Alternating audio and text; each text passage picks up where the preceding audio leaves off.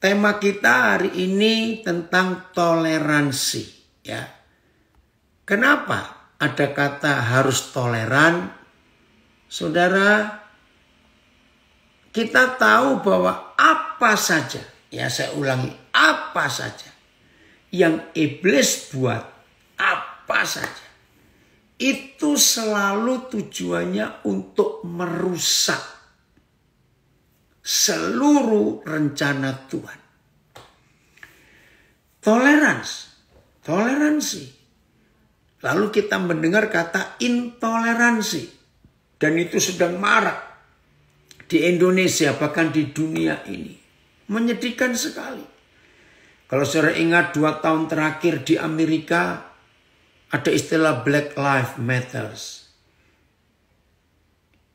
Itu artinya, biarlah orang-orang yang berkulit hitam itu dihormati. Ternyata nggak cuma yang kulit hitam. Ya, ada pendeta di Amerika, di mana sekarang saya lagi nginap di rumahnya, itu berkata, sebetulnya bukan Black Lives Matter, tapi All Lives Matter. Harusnya kita memperhatikan semua kehidupan yang ada di dunia ini. Nggak cuma untuk orang-orang tertentu. Nah, ini salah satu bukti bagaimana setan itu merusak. Saya ulangi, setan itu merusak seluruh rencana Tuhan. Saudara, kalau kita belajar tentang toleran, mari kita ingat doa Bapa kami yang diajarkan oleh Tuhan Yesus. Hanya satu yang ada dalam seluruh rencana Tuhan untuk keselamatan bagi dunia ini. Hanya satu. Apa yang satu itu? Biarlah seluruh bumi itu jadi seperti surga. Nah, itu kerinduan Tuhan. Seluruh bumi harus jadi seperti surga. Karena cuma ada satu di antara dua. Kalau bumi tidak jadi seperti surga, maka otomatis bumi jadi seperti neraka. Dan ini yang menyedihkan. Setan sudah sangat berhasil untuk membuat bumi jadi seperti neraka. Bayangkan, dari anak-anak bayi, begitu bayi itu lahir, langsung bayi itu sudah mengalami ancaman, mengalami teror. Sampai semua kita di semua usia hari-hari ini mengalami teror yang menakutkan dalam hidup ini. Dan ini yang menyedihkan. Iblis berhasil membuat bumi jadi seperti neraka. Nah, sekarang tugas kita sebagai anak-anak Bapa di surga, sebagai murid-murid Tuhan Yesus, sebagai gerejanya di bumi, harus menyiapkan diri untuk Tuhan pakai kita membuat bumi jadi seperti surga. Nah, salah satunya dengan toleransi ini, saudara. Apa sih gambaran surga itu? Kita buka Kejadian 2 ayat 8, Kejadian 2. Selanjutnya, Yahweh Tuhan membuat taman di Eden, di sebelah timur. Disitulah ditempatkannya. Saya tambahkan kata ini, umat manusia yang dibentuknya itu. Ya, Filipus lihat terjemahan lain. Ya, lihat terjemahan lain. Ya, apa itu? Lalu Yahweh Tuhan membuat sebuah taman di sebelah timur di Eden. Dan di sana dia menempatkan manusia yang telah dibentuknya itu. Terjemahan lama. Maka diperbuat Yahweh Tuhan pula suatu taman dalam Eden di sebelah timur. Maka di sanalah ditaruhnya manusia yang telah dirupakannya itu. Ini terjemahan lama BIS. Selanjutnya Yahweh Tuhan membuat taman di Eden di sebelah timur dan ditempatkannya di situ manusia yang sudah dibentuknya itu. FAYH Filipus. Saudara, nanti kita akan lihat. Ini yang dimaksud oleh Tuhan. Bumi jadi seperti surga. Ya. Kemudian Yahweh Tuhan membuat sebuah taman di sebelah timur di Eden. Di dalam taman itu ia menempatkan manusia yang telah diciptakannya. Terima kasih Bapak. Saudara, coba begini. Jujur ya semua kita. Apa yang muncul di benak kita kalau kita mendengar ada kata taman? Taman. Ya, walaupun di Indonesia kita hampir nggak pernah menemukan taman yang indah. Kecuali ya di Kebun Raya Bogor. Aduh, walaupun saya baru 2 kali itu masuk. Tapi Kebun Raya Bogor itu luar biasa. Nah, Inggris adalah negara satu-satunya ya yang sangat memperhatikan taman. Lalu negara-negara yang lain mulai ikut. Apalagi negara-negara Eropa. Wih, tamannya luar biasa. Maka itu termasuk ketika Inggris menjajah, menduduki, mendiami beberapa negara Asia yang iklimnya tropis. Mereka tetap membuat taman. Contoh Inggris. Ya, Kebun Raya Bogor itu yang buat itu Inggris pertama, bukan Belanda. Lihat Singapura. Taman-tamannya luar biasa karena Inggris. Lihat Hong Kong. Ya, maaf bagi yang belum pernah ke Singapura, ke Hong Kong, nggak apa-apa, dengar saja bayangkan. Di Singapura, di Hong Kong, wih, taman-tamannya luar biasa. Australia itu jajan Inggris pertama. Nah, dari situ kita bisa melihat taman itu. Nah, oke Grace, selamat jalan ya. Ya, tetap di kereta api juga bisa buka kok ngikuti Zoom ini, hati-hati. Nah, ini sudah ada yang komen. Ya, anak-anak saya ini. Taman, teduh, sejuk, suasana yang nyaman, enak udaranya. Ini anak saya Jeffrey Rosley. Selamat ulang tahun pernikahan ya Jeff untuk kalian. Ya. Nah, saudara, begitu kita mendengar kata taman, yang muncul itu hanya keindahan. Teduh, nyaman, tenang, damai. Aduh, luar biasa taman itu. Taman sama dengan kehidupan. Puji Tuhan dari Samarinda. Ya, taman itu sejuk, indah, tenang, damai. Betul. Wah, ini tukang kopi dari Salatiga kontak saya. Oke. Ya, taman. Nah, jadi sejak awal Papa di surga menetapkan bahwa seluruh umat manusia, ingat loh, Papa kita itu sangat toleran. Kenapa saya berkata itu? Karena Papa tidak pernah menunjuk hanya kelompok tertentu atau agama tertentu. Tidak. Maka itu sangat salah kalau masih ada di antara kita yang menganggap Alkitab hanya untuk orang Yahudi dan untuk orang Kristen atau Katolik. Salah. Papa menulis buku ini sebagai manual kehidupan untuk semua orang, umat manusia. Maka itu saudara membayangkan surga. Ingat Kejadian 2 ayat 8. Papa menempatkan seluruh umat manusia dalam suasana taman. Wih, itu menyenangkan sekali.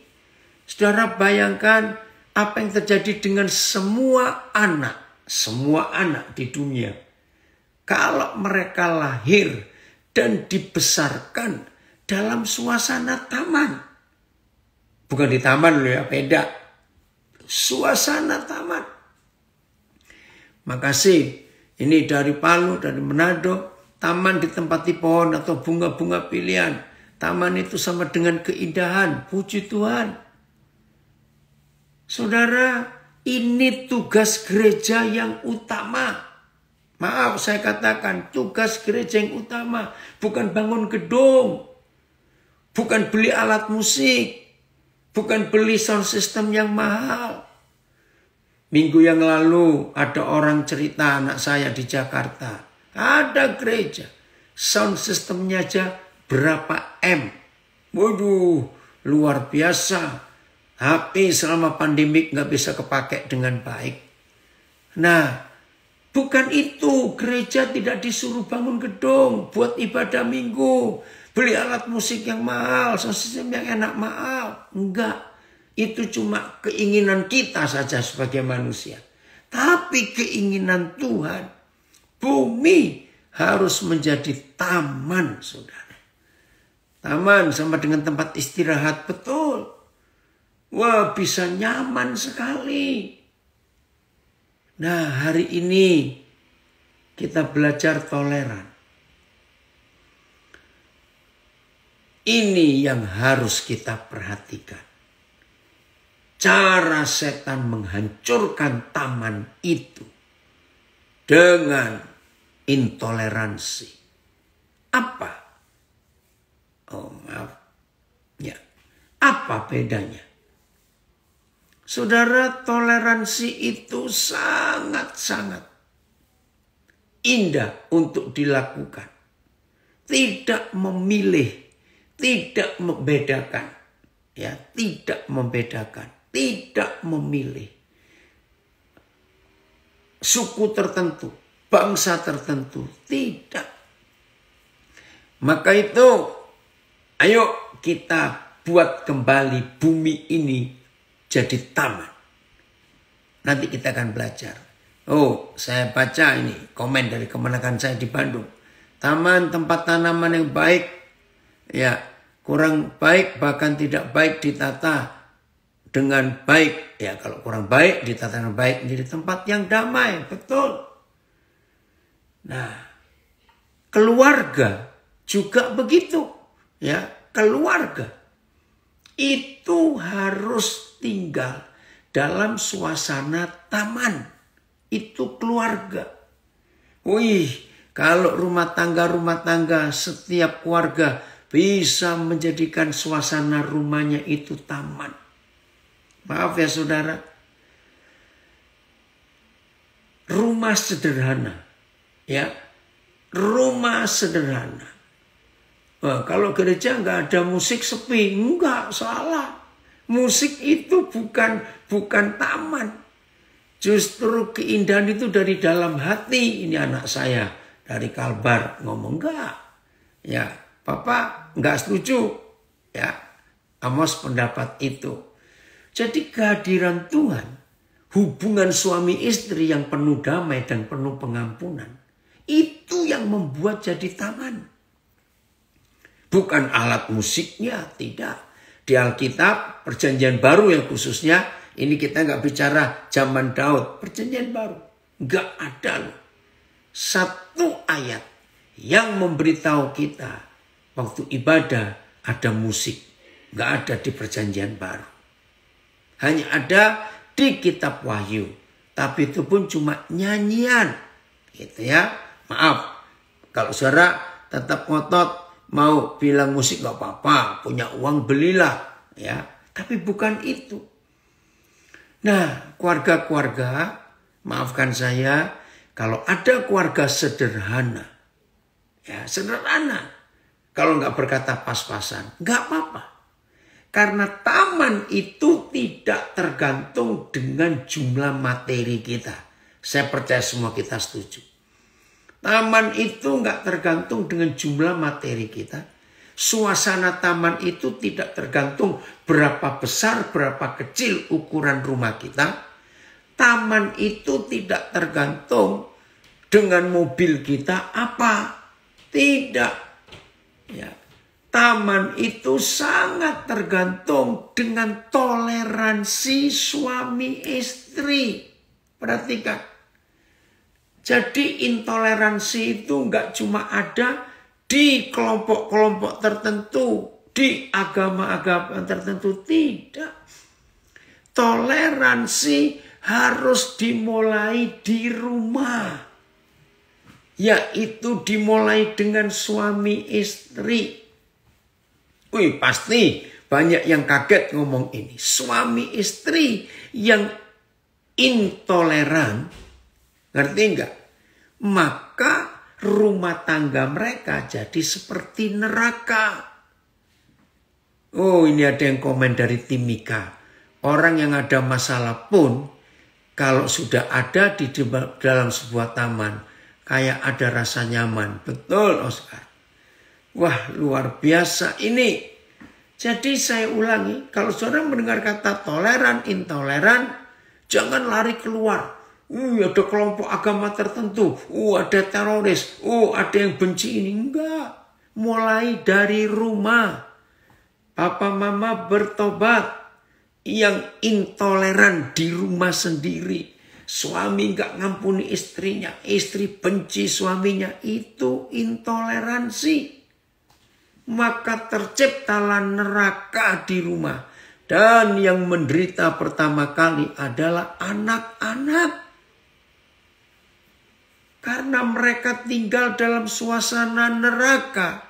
Kalau papa mamanya tidak toleran satu dengan yang lain. Baik, David Joe. Taman terjadi jika suami istri saling memahami satu dengan yang lain. Amin. Nah, saudara, ketika taman itu Tuhan buat. Bukan kita yang buat taman. Oh, kalau Tuhan pesan kita suruh buat taman, saya nggak sanggup duluan. Mahal. Tapi baca baik-baik. Taman itu papa kita yang buat. Saudara dan saya hanya tinggal merawat dan memeliharanya. Bukan untuk membuat taman itu. Nah, saya pertama kali belajar ayat ini. Saya langsung terpikir, Papa, kalau begitu perlu alat apa untuk menjaga taman itu? Wih, kaget saudara ketika Papa menjawab. Taman yang beneran, ya, untuk menjaganya, wow. Alatnya nggak sedikit. Banyak sekali. Woi. Dari mana? Yan, kamu tinggal di mana? Papa lupa. Cikampek atau Karawang? Nulis, suasana damai sejahtera harus diciptakan dalam rumah harus. Yaitu keharmonisan, toleransi suami istri. Makasih ya. Nah, kita lanjutkan. Jadi saudara, alat yang Papa sediakan untuk kita merawat Taman Eden itu cuma satu alatnya. Waduh, waktu Tuhan memberikan, cuma satu. Berarti kan gak sulit merawat Taman Eden itu. Ya, yang belum tahu hari ini supaya tahu. Satu-satunya alat yang Papa berikan kepada umat manusia untuk merawat Taman Eden itu. Alat itu namanya pengampunan. Nah, saudara, toleran akan terjadi dalam hidup kita. Kalau semua umat manusia menggunakan alat ini, menjaga taman ini, yaitu pengampunan. Wih, begitu saudara dan saya limpah dengan pengampunan. Maka taman itu akan tetap ada di sekitar kita. Saudara dan saya akan hidup menikmati suasana taman. Ampuni. Ampuni. Oh, terima kasih Papa. Dunia akan berubah. Kalau kita menggunakan satu alat ini. Menjaga taman yang indah ini. Yaitu mengampuni. Betul, dari Melbourne. Kedua pihak harus selalu saling mengasihi, mengampuni, harus. Nah, sekarang saudara ngerti kenapa dari awal tadi saya katakan iblis selalu merusak apa saja yang Tuhan buat. Dan sedihnya yang iblis selalu berhasil. Maaf loh saudara. Saya mengakui apa saja yang dibuat oleh gereja dan apa saja yang dibuat oleh setan. Dengar kalimat ini. Apa saja yang dibuat oleh gereja dan apa saja yang dibuat oleh setan. Dengar baik-baik. Ternyata yang lebih berhasil setan, bukan gereja. Yang mau marah, marahlah. Karena ini fakta. Saya ulangi. Apa yang dibuat gereja, itu banyak yang gagal. Bahkan saya mau berkata, 99% yang kita buat ini gagal. Tapi 99% yang setan buat itu berhasil. Salah satu adalah setan sudah sangat berhasil membuat bumi jadi seperti neraka. Ya, itu namanya, ini ada yang tanya, bagaimana mengampuni orang lain? Sudah yang diampuni, tapi orang itu nyakitin terus. Berarti pengampunanmu belum sempurna, maka itu masih bisa disakiti. Orang yang sudah punya pengampunan tidak bisa disakiti orang. Dengar baik-baik kalimat ini. Saudara dan saya kalau mau mengampuni, jangan tunggu tidak merasa sakit dulu. Justru waktu kita masih merasa sakit dan kita tetap mengampuni, maka itu namanya pengampunan. Jangan minta proses pengampunan untuk kita nggak disakiti. Salah besar. Kalau saudara tidak mau menerima, kalau saudara tidak siap disakiti, berarti saudara intoleransi. Maaf saya berkata. Jadi kita harus tetap mengampuni walaupun disakiti terus. Dengar ini baik-baik. Nah tapi sedihnya gereja sudah tahu gagal yang dia buat. Tapi ngotot. Masih buat lagi. Itu yang Tuhan sedih melihat kehidupan kita. Nah saudara, kalau di dalam hidup kita tiap hari mau mengampuni, bumi jadi seperti surga. Woi, dari Belanda ada komen. Sebuah berlian makin digosok, makin cemerlang. Betul. Jadi kita harus siap. Nah, jadi orang yang sudah penuh dengan pengampunan, dia tidak pernah merasakan sakit walaupun dia disakiti. Itu yang dialami Tuhan Yesus. Dengar ya saudara-saudara, kita harus terus mengampuni. Oh ada komen dari Timika.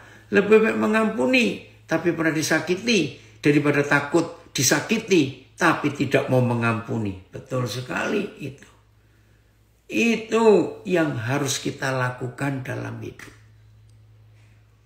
Jadi suami istri mulai berlaku toleransi di rumah. Pasti ada yang kaget saya bilang ini. Karena kalau kita tidak mengampuni, maka kita orang intoleransi. Timbul kebencian. Aduh, ngeri sekali kalau itu terjadi dalam kehidupan kita. Nah, maka itu pengajaran tertinggi dari Tuhan Yesus untuk gereja. Saya ulangi, pengajaran tertinggi dari Tuhan Yesus kepada kita, murid-muridnya. Bukan ngajari khotbah, ngajari nginjil, tapi mengampuni. Itu dia mengampuni. Kalau saudara dan saya gagal mengampuni, kita bukan anak Tuhan. Wih, ngeri sekali. Mari kita lihat bukti. Matius 5 ayat 9. Jadi jangan lupa, toleransi itu hal yang sangat dibenci oleh iblis. Saya ulangi. Toleransi itu hal yang sangat dibenci oleh iblis. Iblis sangat tidak suka dengan toleransi. Iblis selalu membuat intoleran. Wih, permusuhan di mana-mana. Nah, lihat Matius 5 ayat 9. Berbahagialah orang yang membawa damai, Karena mereka akan disebut anak-anak Tuhan. Ini anak saya dari Manado. Aneh ya, ada orang sakit gula tinggi, diabetesnya tinggi gulanya. Kok bisa kepahitan juga? Ya beda itu, ngawur aja kamu. Oke ya. Nah saudara, tidak ada ayat lain di Alkitab kecuali Matius 5 ayat 9. Yang memberitahu saudara dan memberitahu saya dan memberitahu semua orang bahwa satu-satunya hak yang membuat saudara dan saya bisa menjadi anak-anak Bapa di surga. Itu bukan karena kita dibaptis. Bukan percuma sudah dibaptis tapi masih punya musuh. Percuma. Saya ulangi. Matius 5 ayat 9 adalah satu-satunya ayat di seluruh Alkitab yang menetapkan, mengharuskan, mewajibkan semua kita harus toleransi. Kenapa? Karena begitu saudara dan saya tidak membawa damai, begitu kita tidak suka berdamai, begitu sikap hidup kita masih punya musuh dan bermusuhan dengan 1-2 orang atau lebih, maka orang itu walaupun pendeta, majelis, hamba Tuhan, orang Kristen aktif, suka memberi persembahan, kalau masih punya musuh, orang itu nggak bisa disebut anak-anak Tuhan. Catat itu. Maka itu saya katakan hukum tertinggi, pengajaran tertinggi dari Tuhan Yesus bukan suruh bangun gedung gereja, bukan suruh beli alat musik yang mahal, sound system yang mahal, bukan ke sekolah teologi, maaf, bukan. Pengajaran tertinggi dari Tuhan Yesus adalah mengampuni supaya bumi jadi seperti surga. Sedikit aja saudara nggak suka pada seseorang, ini bukan benci loh, nggak suka.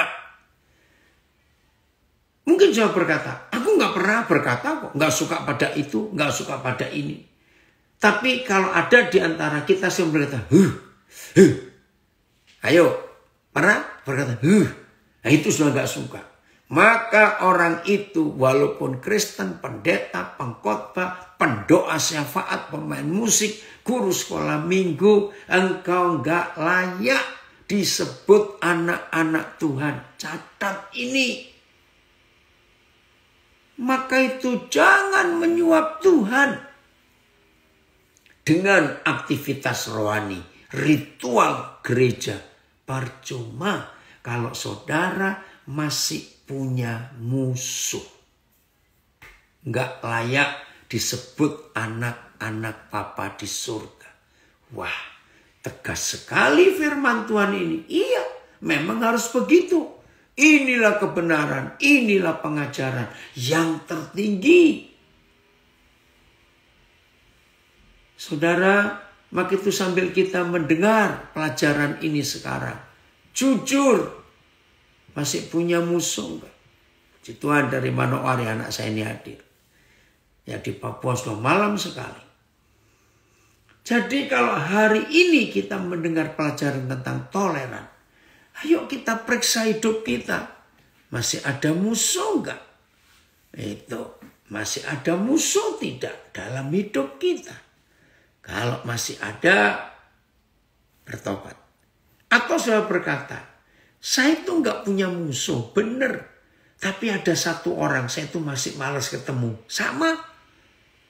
Nggak punya musuh tapi malas ketemu. Berarti saudara belum berdamai dengan orang itu. Saudara sedang hidup dalam intoleransi. Apalagi yang membedakan kesukuan. Aduh, itu jahat sekali di mata Tuhan. Karena Tuhan gak suka. Jadi saudara, dunia ini hancur, dunia ini kacau. Maaf ya saya ngomong. Setan berhasil dengan 2 arah. Nggak mau tegur juga salah. Kalau ketemu di jalan ya bilang selamat pagi, apa kabar. Udah begitu saja. Jadi kalau sampai nggak mau tegur saudara salah. Tapi dia itu nggak mau ditegur, nggak apa-apa. Asal kalau ketemu jangan menghindar. Ya, awas. Berarti kita belum mengampuni. Kalau orang itu tidak mau mengampuni, yang penting dari kita sudah berdamai dengan dia. Maka itu ayo kita hidup di dalam kebenaran. Ini ada yang tanya lagi. Bosku itu betul-betul menjengkelkan. Terus bagaimana? Ya, tetap mengampuni. Jangan keluar dari pekerjaan itu sebelum saudara berdamai dengan bosmu. Nah, kalau saudara mau pindah kerja silakan. Tapi harus berdamai dulu. Saudara, tidak sedikit gereja lahir karena kebencian. Sehingga pecah gereja itu. Nah, ini belum berdamai. Maka itu gereja-gereja yang jadi gereja karena perpecahan. Lihat aja, nggak lama setelah itu gereja itu pecah lagi. Karena benih kebencian masih dibawa. Dan itu pekerjaan iblis. Dengar. Dua ini yang iblis berhasil untuk merusak. Cuma dua loh yang iblis pakai untuk membuat intoleransi. Satu, kesukuan. Ya. Dua, karena agama. Saya marah sekali kepada iblis. Karena apa? Berhasil membuat orang-orang itu membedakan warna kulit. Lalu membuat orang-orang itu berhasil membedakan agama. Ini dia. Ada yang tanya lagi. Mengampuni tanpa melupakan. Apakah itu termasuk mengampuni? Tidak. Kalau mengampuni itu harus melupakan. Otomatis. Jadi kalau saudara masih ingat-ingat salah orang, itu namanya belum mengampuni. Kalau mengampuni itu bebas, sama sekali ketemu pun gak apa-apa. Nah, jadi mulai dari rumah, suami istri berdamai. Ya, dari Salatiga, jengkel saja, tidak boleh jadi sikap anak Tuhan, benar. Nah, padahal sering jengkel pada orang yang selalu berkata-kata menyakiti. Saudara, saya ulangi lagi. Kalau kita sudah mengampuni, itu kita nggak bisa tersakiti dalam nama Yesus. Kalau saudara masih bisa tersakiti, berarti saudara belum mengampuni dan saudara orang intoleransi. Catat itu baik-baik. Sama seperti konsep ini. Kita ini orang bejat, bajingan berat. Betul enggak? Kita ini orang biadab. Tapi Bapa di surga mengampuni kita lewat pengorbanan Tuhan Yesus. Nah, ketika Papa mengampuni, kita Papa melupakan. Maka itu ada ayat di Mazmur 103, ayat 13, sejauh timur ke barat. Demikianlah dibuangnya dosa kita.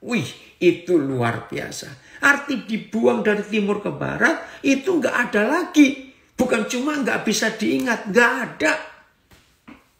Aduh, dari tadi saya capek jawab ini. Yang di Facebook, yang di Instagram, yang di Zoom tanya. Bagaimana kalau orang itu masih menyakiti? Saudara, ya saya minta sudah nggak ada lagi pertanyaan. Karena masih banyak yang kita mau bahas. Jangan putar-putar di hal yang sama saja. Dengar baik-baik. Orang bejat bajingan seperti kita itu diampuni dan itu dibenarkan oleh Bapa di surga. Bayangkan sejati saja Bapa benarkan, artinya nggak diingat kesalahan kita. Jadi orang benar itu nggak pernah bisa disalahkan oleh siapapun juga. Karena dia benar. Kalau ada orang benar ngotot, berarti dia sedang tidak benar. Orang benar itu benar, walaupun diapakan. Wah, ini salah ini dari Palangkaraya. Aku mengampuni sampai lupa. Ketemu di jalan saja nggak ingat itu siapa dan berapa utangnya. Nah, salah. Kalau utang nggak usah diingat. Tapi kalau orang nggak boleh dilupakan. Awas ya, yo. Ya, jadi jelas ya. Oke Yusuf, ya senang papa karena kamu ikut gabung. Nah, begitu pula orang yang sudah diampuni dan penuh pengampunan. Tolong catat supaya nggak ada pertanyaan lagi. Orang yang sudah diampuni dan hidupnya penuh pengampunan. Orang itu nggak bisa disakiti. Walaupun sedang disakiti, nggak bisa merasa sakit. Harus begitu hidup kita. Jadi kalau saudara masih rasa sakit, berarti saudara sedang tidak mengampuni. Dan saudara sedang hidup dalam intoleransi. Dimulai dari hal kecil, mengampuni. Wah, Tuhan maunya begitu dalam hidup kita. Ya, coba 2 Korintus 5 ayat yang ke-20. Ayat 19. 2 Korintus 5 ayat 19. Ya, masih ada lagi yang tanya. Kalau ada orang sering ulang-ulang sengaja ganggu dengan masa bodoh cuek, bagaimana? Bukan cuek. Kita nggak merasa apa-apa. Nah, ajak orang seperti itu kita ajak makan. Ya, sudahlah. Ya nggak usah tiap hari lah. Sesekali ajak makan. Orang yang suka ganggu, orang yang suka nyakitin, ajak makan. Oke? Lihat ini 2 Korintus 5 ayat 19. Tolong kami Tuhan. Ya.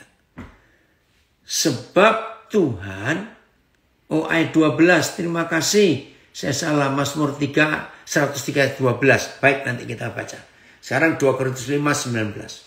Sebab Tuhan mendamaikan dunia kita ini dengan dirinya oleh Kristus. Dengan tidak memperhitungkan pelanggaran kita. Wih, ini luar biasa. Tidak memperhitungkan pelanggaran kita.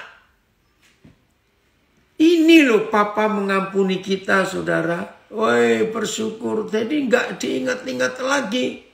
Maka itu saudara nggak boleh berkata, oke, saya ngampuni kok. Cuma saya tunggu dia datang untuk menunjukkan SMS-nya dia tahun 2004 yang lalu. Nah itu namanya belum ngampuni, masih hitung-hitungan.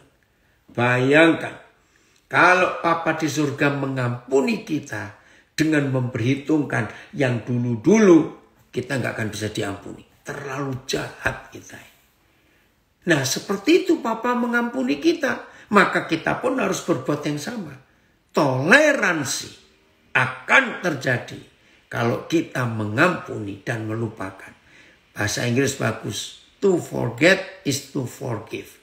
To forgive is to forget. Mengampuni itu melupakan. Jadi nggak akan diingat-ingat, nggak akan bisa ingat lagi. Nah, Mazmur 103 ayat 12. Terima kasih ya. Mazmur 103 ayat 12 Filipus. Kita lihat ini ya. Terima kasih Papa untuk firman. Nah, ini sudah malam di Indonesia, di Australia. Oke. Sebentar lagi saudara tidur. Awas. Jangan tidur tanpa berdamai dengan siapapun juga. Saudara tahu nggak akibatnya? Kalau saudara nggak bisa berdamai dengan seorang saja, berarti saudara sedang tidak berdamai dengan Tuhan. Ada yang memberi kesaksian di Facebook. Berapa bulan lalu dengar firman tentang mengampuni. Puji Tuhan, sukacita yang luar biasa ketika mampu mengampuni. Tetap, terima kasih. Itu loh indahnya. Maka itu nanti malam yang di Indonesia, di Papua, di Australia sudah malam mau tidur, jangan tidur dengan musuhmu. Loh, kok bisa habis kalau saudara tidur masih dengan nggak damai dengan 1-2 orang. Saudara sedang tidur dengan musuhmu dan saudara sedang tidur dalam dosa dan status saudara bukan anak Tuhan. Maka kalau kita nggak bisa berdamai dengan satu orang saja, maka orang itu sedang tidak berdamai dengan Tuhan juga. Apa artinya nggak berdamai dengan Tuhan? Yang menjadi musuh Tuhan. Mazmur 103:12. Sejauh timur dari barat, demikian dijauhkannya daripada kita pelanggaran kita. Ayat E. Seperti jauhnya timur dari barat, demikian juga dia menjauhkan kita dari pelanggaran-pelanggaran kita. Sejauh timur dari barat, sejauh itu dibuangnya dosa-dosa kita. Haleluya. Jadi ini yang Tuhan ingin, supaya kita harus berdamai. Supaya taman itu ada di hidup kita. Maka itu harus berdamai. Oke, ada komen lagi. Sebelum tidur segera berdamai. Suami istri. Ya, jangan sampai belakang-belakangan tidur. Ya, ketemu pantatnya saja, awas. Oke, siap ya untuk berdamai, untuk hidup dalam toleransi. Kalau tidak, kita rugi besar dalam hidup ini. Ya, jadi mikir toleran itu jangan jauh-jauh, mulai dari diri kita dalam rumah. Bagaimana sikap kita dengan sesama kita yang di rumah dulu, baru kita bisa keluar. Aduh saudara, ingat pokoknya, setan ingin merusak Taman Eden itu. Dan sedihnya mereka sudah berhasil. Ingat tuh, cuma ada satu di antara dua. Apa lawan katanya taman? Coba mikir. Padang gurun, tandus, gersang. Makasih Veldi. Ya jangan tidur dulu ya. Sepertinya kamu pamitan sama papa. Awas. Selesaikan dulu firman ini. Gak usah malu. Ayo kita bertobat hari ini. Gak ada musuh sama sekali. Gak ada musuh. Kalau kita bisa hidup dalam perdamaian, aduh, menyenangkan sekali. Jadi gereja, tugas kita adalah membawa damai. Betul, semak-semak. Kalau kita tidak berdamai, maka taman itu jadi padang gurun, tandus, semak belukar. Ngeri, saudara. Dan sedih, setan berhasil membuat Taman Eden jadi Taman Edan. Ya, itu plesetan bahasa Jawa. Taman Eden dirusak jadi Taman Edan. Ketika kita intoleransi. Jadi saya ulangi, mulai hari ini tidak boleh ada seorang pun di antara kita yang mengaku murid Yesus, anak Tuhan, orang percaya, rekan sekerja Kristus, membedakan suku dan agama dalam nama Yesus. Kita harus stop. Tidak bisa. Karena dengan membedakan suku dan agama, disitulah neraka itu muncul. Saudara jangan sibuk dengan agama. Nggak ada gunanya. Sabtu yang lalu, ya ini kan hari Rabu, Sabtu yang lalu. Saya diminta untuk berbicara di sebuah kelompok. Yang sebagian besar saya nggak kenal. Baru kali itu.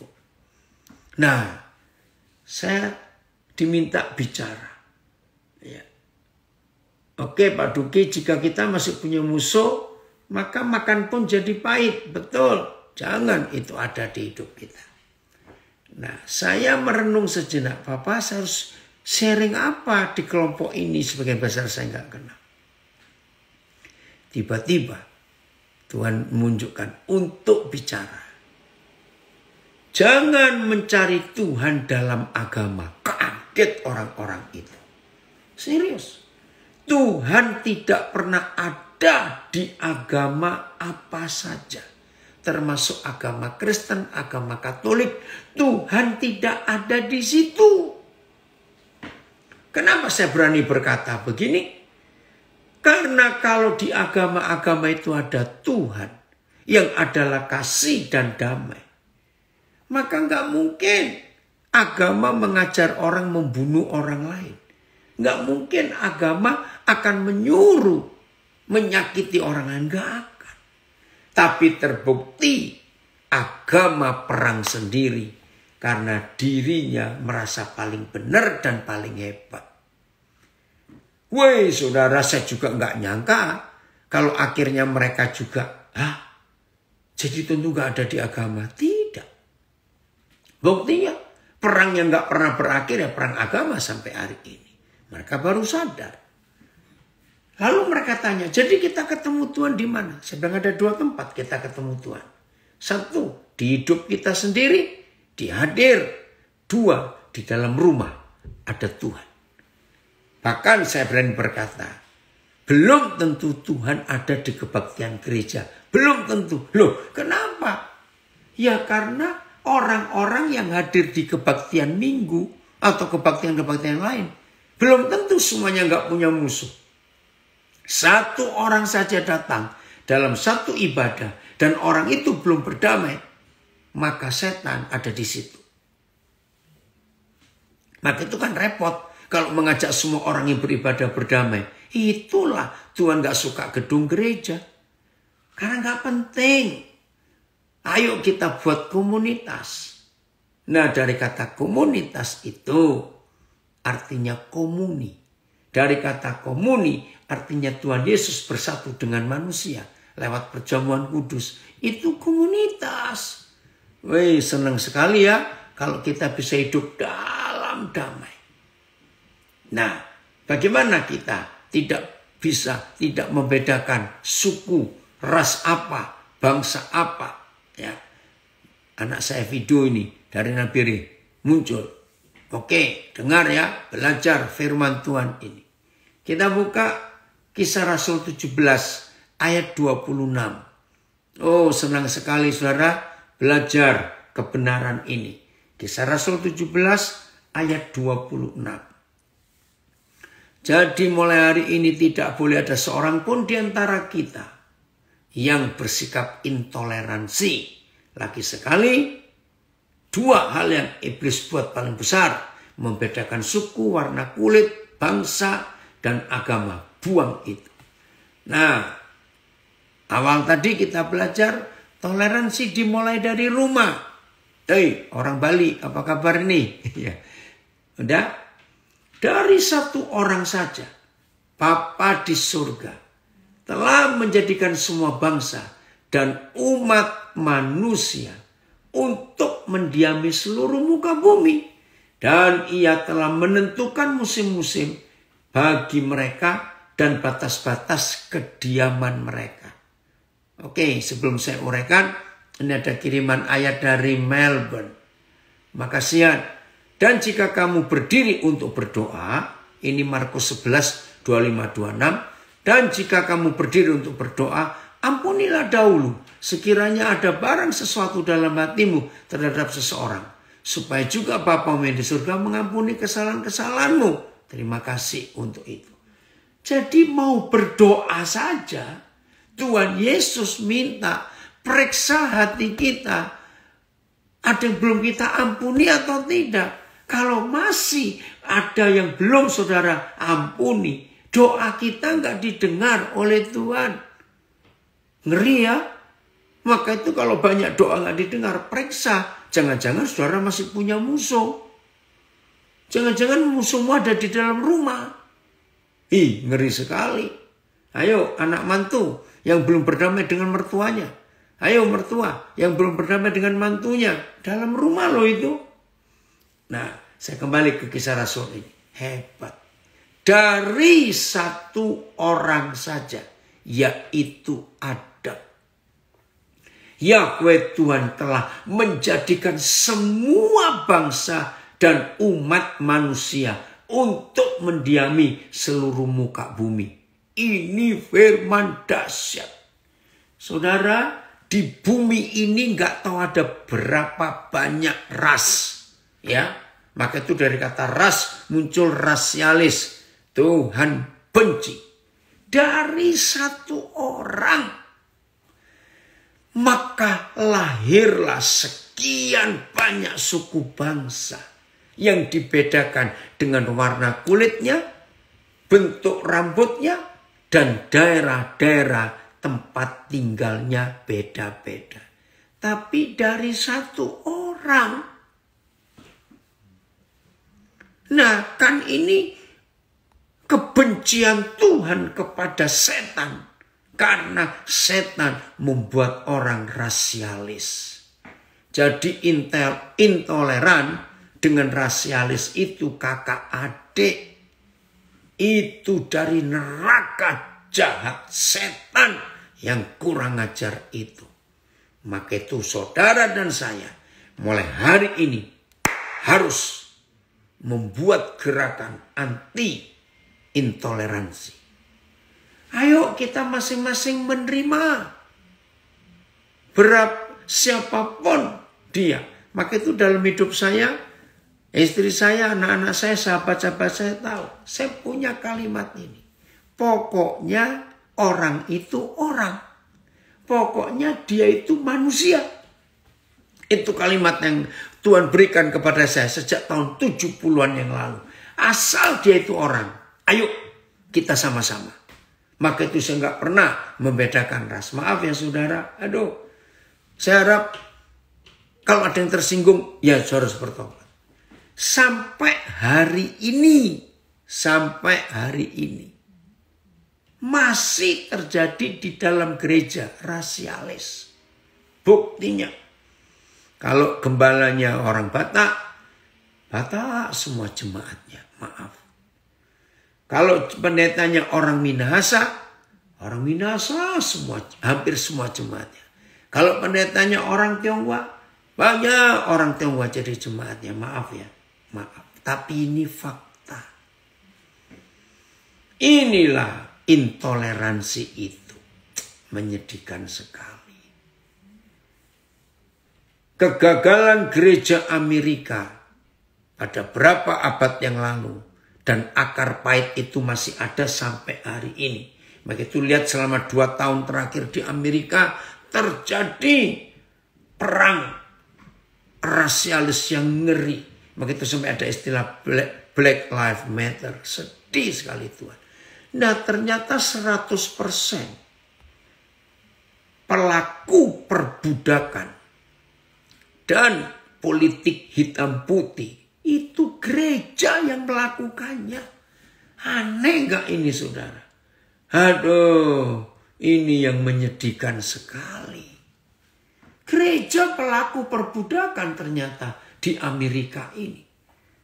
Maka itu Injil gagal. Aduh, menyedihkan sekali. Oke William, saya lupa William yang mana. Salam juga.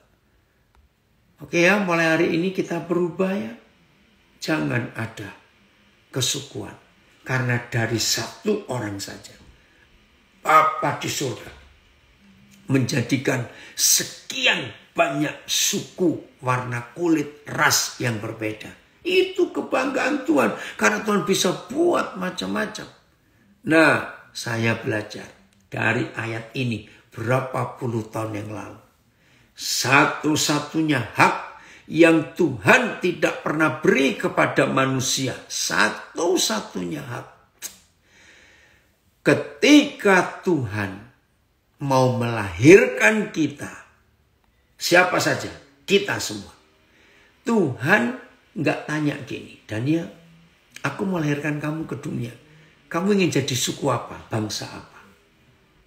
Gak ada.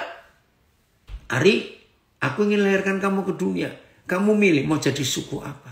Enggak ada. Itu hak Tuhan 100%. Hanya satu loh saudara. Saya waktu itu mengajar anak-anak remaja. Enggak boleh kesukuan dengan ayat itu. Sambil saya guyon kepada mereka. Tuhan enggak pernah melarang. Ya, kalau ada di antara saudara. Milih sepatu atau sandal. Tumitnya di tengah. Haknya itu di tengah. Terserah. Oke, Tuhan gak pernah mikir. Itu hakmu. Tuhan juga gak pernah marah. Ya, kalau saudara punya uang 1 miliar. Ya. Terus saudara beli kerupuk semua. Padahal saudara bukan penjual kerupuk. Terserah. Tuhan gak pusing. Tuhan juga gak pernah pusing. Kalau saudara buat rumah, terus pintunya dan jendelanya ngadap ke udara. Gak pusing. Cuma Tuhan mikir, kamu kok aneh ya? Itu saja. Yang lain hak kita semua. Hanya satu yang Tuhan tidak pernah berikan kepada kita. Waktu kita dilahirkan. Dia nggak pernah tanya kamu mau milih jadi bangsa apa. Maka itu saya ulangi. Tuhan benci intoleransi. Tuhan benci rasialis. Tuhan benci. Ayo mulai hari ini kita berubah. Ayo kita toleran kepada siapa saja. Dimulai dari rumah. Jadi saya ulangi. Untuk yang di rumah dan sesama kita. Praktekkan pengampunan tanpa syarat dalam nama Yesus. Kalau kita di luar, jangan tanya suku apa, bangsa apa, dan agama apa. Bertobat dalam nama Yesus. Kita yang Kristen jangan sombong. Yang Katolik jangan sombong. Tidak ada agama yang benar. Katolik juga nggak benar. Kristen juga nggak benar. Mau Kristen Protestan, Baptis, Advent semuanya nggak benar. Karena kalau benar nggak ada nama-nama begitu. Kalau benar nama kita cuma satu. Murid Yesus. Anak Bapa di surga. Sedara dengan Yesus. Maka itu yang masih mempraktekkan kebencian tidak mengampuni. Saudara nggak layak disebut anak Tuhan. Walaupun saudara rajin ke gereja. Ingat itu baik-baik. Ayo mulai hari ini kita melakukan kebenaran yang benar ini. Sehingga kita jadi berkat. Bumi jadi surga. Jadi suami istri, begitu saudara berdua tidak mengampuni pasanganmu, detik itu juga Taman Eden di rumahmu jadi neraka. Saya ulangi. Begitu suami istri tidak mengampuni, maka Taman Eden itu rusak jadi padang gurun tandus. Anak-anakmu menderita. Ayo praktekkan itu. Oke. Nah gak bisa nih ada yang komen. Kalau bisa milih, saya mau milih jadi anaknya Koden. Gak bisa, itu hak Tuhan. Oke. Jadi ayo buat bumi jadi seperti surga. Kembalikan lagi Taman Eden itu. Supaya Taman Eden itu ada di semua tempat. Di mana kita berada ada Taman Eden. Jadi hancurkan intoleransi dengan mengampuni, mengampuni, mengampuni. Tidak ada pilihan lain. Ini hukum yang tertinggi. Pengajaran tertinggi dari Tuhan Yesus adalah mengampuni. Waduh, indah sekali loh saudara, dunia ini kalau semua penuh pengampunan, tidak membedakan sukunya, enggak. Ayo kita hancurkan si setan. Setuju? Menghancurkan si setan bukan dengan membuat gereja baru, enggak. Malah ribut kalau dibuat gereja baru, perang lagi dengan gereja yang lama. Ya, membuat bumi jadi seperti Taman Eden, bukan buat kebaktian-kebaktian, KKR, tidak. Tapi mari kita saling mengampuni dan selalu mengampuni dan terus mengampuni. Bukan dengan doa syafaat, doa keliling, pakai banner, pakai kencorotan anggur perjamuan, minyak urapan. Tidak. Woi, puji Tuhan. Adik saya dari LA gabung. Ya Raul, senang sekali bisa belajar ini. Betul. Datanglah kerajaanmu. Jadilah kehendakmu. Supaya bumi jadi seperti surga. Itu hanya terjadi karena kita mengampuni. Dan selalu. Jangan ungkit-ungkit masa yang dulu. Ya, itu kejahatan yang dari Tuhan. Puji Tuhan. Tuhan Yesus memberkati kita semua. Haleluya. Kalau hari ini semua kita praktekkan firman ini. Malam ini juga Taman Eden ada di rumah saudara. Yang di Indonesia dan di Australia. Dan begitu besok saudara bangun. Taman Eden sudah ada di rumah saudara dan di sekitar kita. Kita yang di Eropa ya masih sore, yang di Amerika masih pagi. Ayo kita praktekkan hari ini. Jadikan sekitar kita itu surga. Karena pengampunan itu menciptakan surga di hidup kita. Woi, kalau semua kita seperti ini, benar-benar bumi jadi seperti surga. Tuhan Yesus memberkati kita semuanya.